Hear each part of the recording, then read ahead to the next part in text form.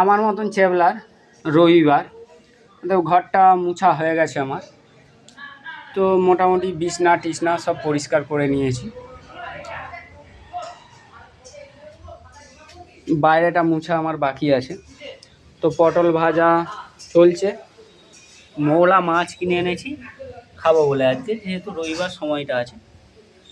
জুতোগুলো মুছা হয়ে গেছে, পালিশটা বাকি আছে শুধু। আর করব আলু করলা ভাজা, মুসুর ডাল সিদ্ধ করে নেব, আর ওল ভাতে করব। স্যালাড হিসাবে থাকবে শসা গাজর। আর মৌলা মাছের ঝাল করব বলে সব কুটে নিয়েছি। জামা প্যান্ট ভিজানো আছে, এগুলোর উদ্ধার করতে বাকি আছে। ভাত আমার হয়ে গেছে।